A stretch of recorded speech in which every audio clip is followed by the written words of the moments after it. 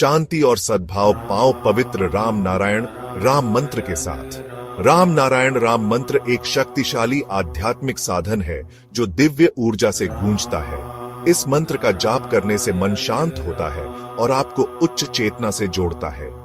राम नारायण राम का हर शब्द गहरा आध्यात्मिक अर्थ रखता है। राम भगवान राम की उपस्थिति का आह्वान करता है, जो शक्ति और सदाचार का प्रतीक है।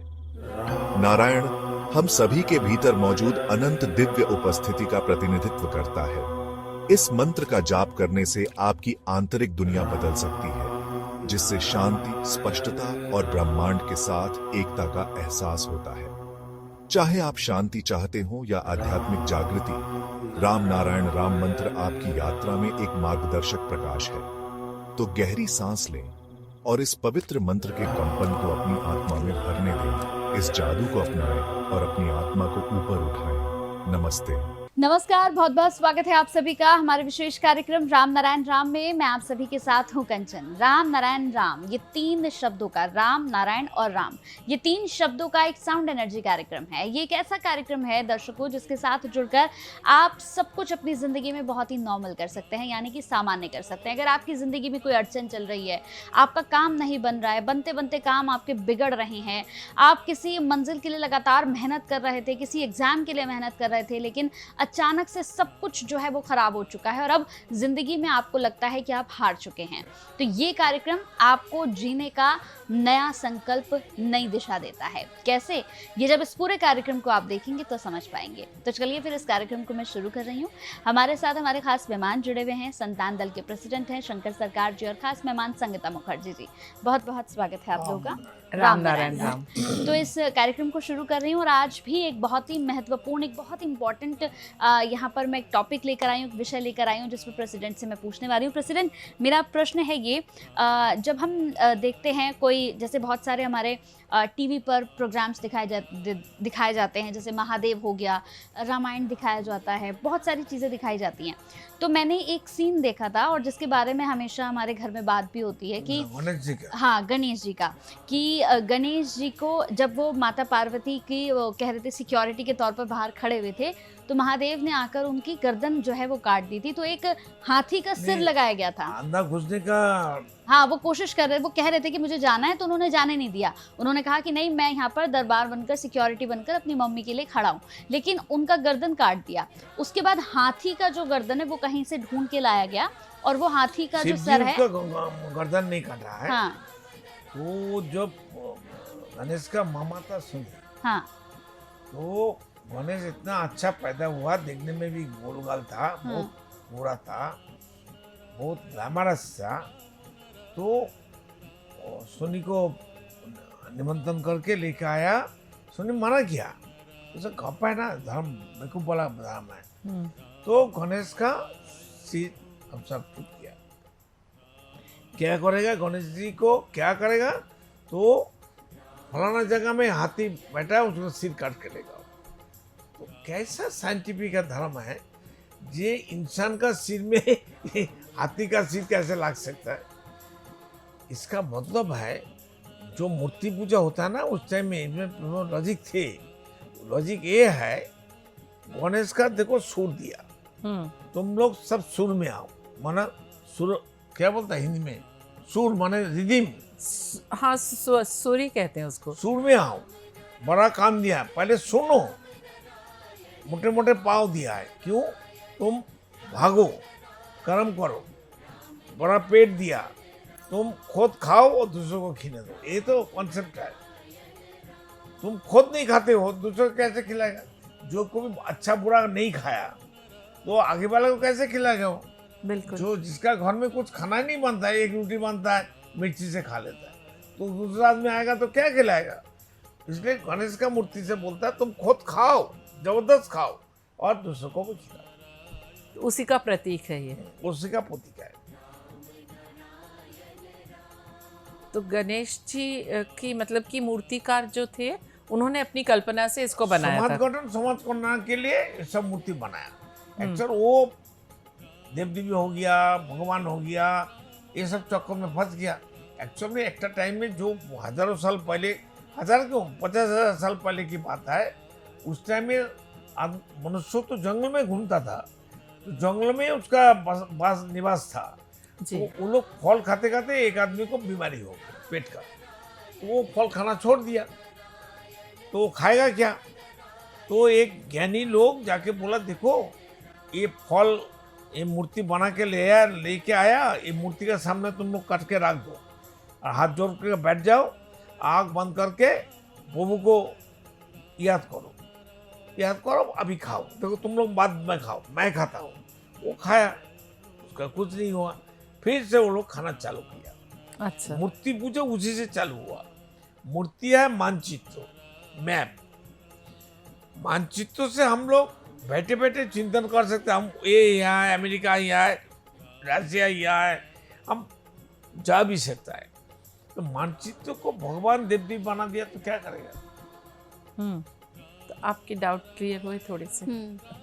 यहाँ पर एक और मेरा सवाल है, जैसे हम बहुत बार देखते हैं, आपने भी देखा होगा मैम, कि जब हम मंदिरों में जाते हैं तो हमें बहुत सारी चीज़ें चढ़ाने के लिए पंडित जी बोलते हैं।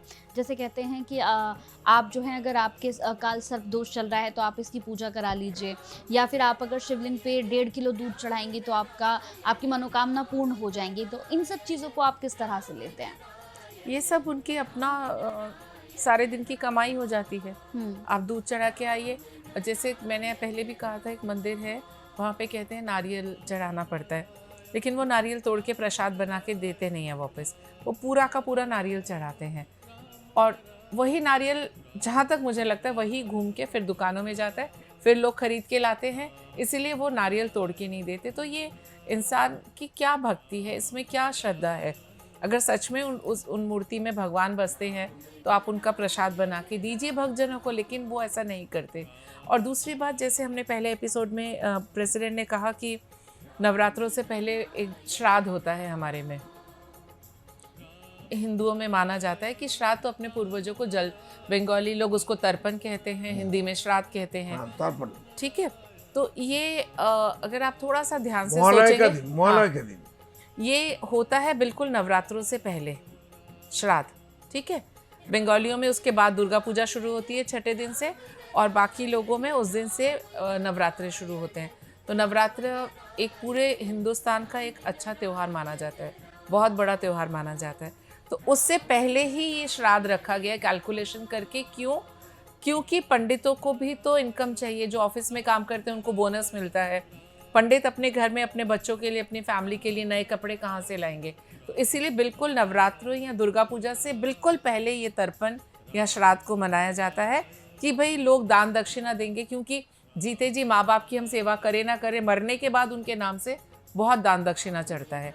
ये तो सब मानते हैं, चाहे वैसे माँ पड़ी हो, डैडी बीमार पड़े हो, बढ़ने के बाद माँ बाबा का कीमत बढ़ जाता है, उनके नाम से इतना इतना खाना पीना, मिठाई, रुपया, पैसा सब देते हैं, कपड़े पंडित जी को देते हैं कि उनकी आत्मा को शांति मिलती है। पता नहीं पंडित जी को देने से उनको कहाँ से लगता है, चलो ये अपना बिलीफ है।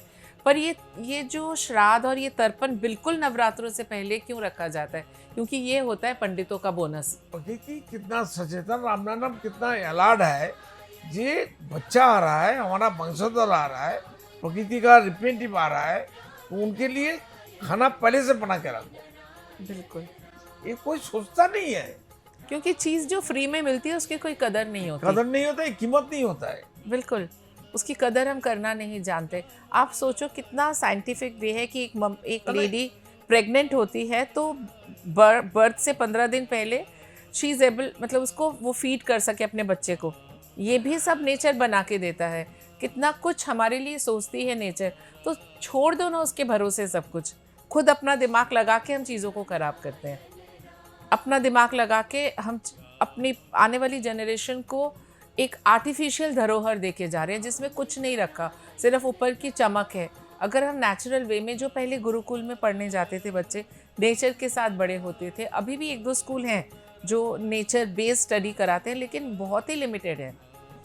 पढ़ना क्यों नहीं है? डॉक्टर बनना है तो मेडिकल साइंस पढ़ना पड़ेगा। पढ़ाता है आज जो एग्जिस्टिंग स्कूल कॉलेज है, तो जो मास्टर है उनको मालूम ही नहीं है what is the nature, wire nature, what is the function the nature, मालूम नहीं है।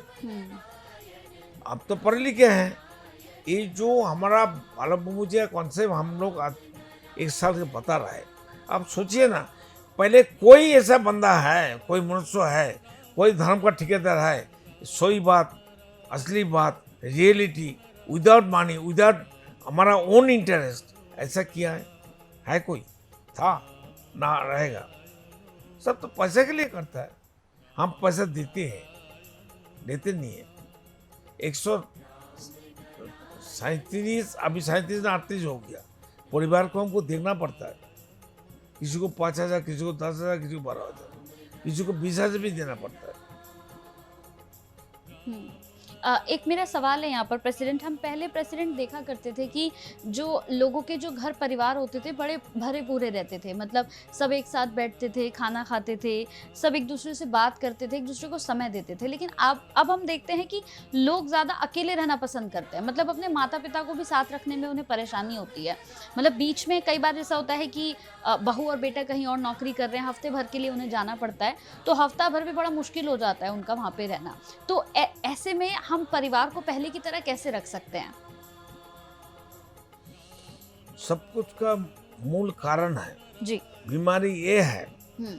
ये धरती में जो मैनमेड संस्कार है, जो पूजा पाठ धर्म का ठेकेदार है, जो व्यक्ति मालिकाना है, जो पॉलिटिकल पार्टी है, जो धनी गरीब का सिस्टम चालू है, जात पात चालू है, ये सब कारण से ही तो धरती में समस्या खराब हुई है। अच्छा एक काम करिए, 800 करोड़ बंदा है ना धरती में लगभग। तो एक काम करो ना, 800 करोड़ बंदा को बोलो सूरज को काट के अलग अलग करके ले जाओ। सूरज को काट के लेने नहीं ले सकता है, क्यों नहीं ले सकता? धरती को काट नहीं सकता है, पानी को काट नहीं विभाजन कर सकता है, हवा को नहीं भर के ले जा सकता है घर में, सूरज को नहीं ले सकता है। तो नेचर का जहाँ जहाँ उनका मर्जी चलता है, दादागिरी चलता है, चोरी डकैती करने का मौका मिलता है वो करता है। और आदमी भी, इंसान भी एकदम बेवकूफ़ बन के बैठा है, कोई आवाज़ नहीं करता, कोई प्रतिवाद नहीं करता, कोई आंसर नहीं देता, कोई आवाज़ आत्मनाद नहीं करती है, प्रोटेस्ट नहीं करती है।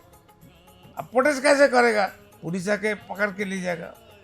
तो पुलिस तो सब बरालग करी है, सिक्योरिटी है। हमारा टैक्स साफ पैसा लेता है और मिनिस्टर को, जस्टिस को, मिनिस्टर को सब सिक्योरिटी का देने का काम सरकार का है, गवर्नमेंट का है, और पैसा हमको देना पड़ेगा। बिल्कुल। तो बिल्कुल। जैसा आपका प्रश्न था कि ये क्यों हम लोग छोटे छोटे यूनिट्स में बन रहे हैं, देखिए कुछ ऐसा है कि ठीक है, काम की डिमांड होती है कि लोगों को अलग शहरों में जाना पड़ता है। पहले सब अपना ही खेती बाड़ी करते थे तो एक ही जगह में रहते थे, अब काम के सिलसिले में बाहर जाना पड़ता है। लेकिन हाँ, अकेलापन ज़्यादा आ गया है सोसाइटी में, क्योंकि वैल्यूज़ नहीं है, वही सारी मैनमेड चीज़ें। जो लड़का बाहर नौकरी करने जाता है, घर से बीवी को भगा के लेके जाता है ना, वो कहाँ से मिला है कॉन्सेप्ट?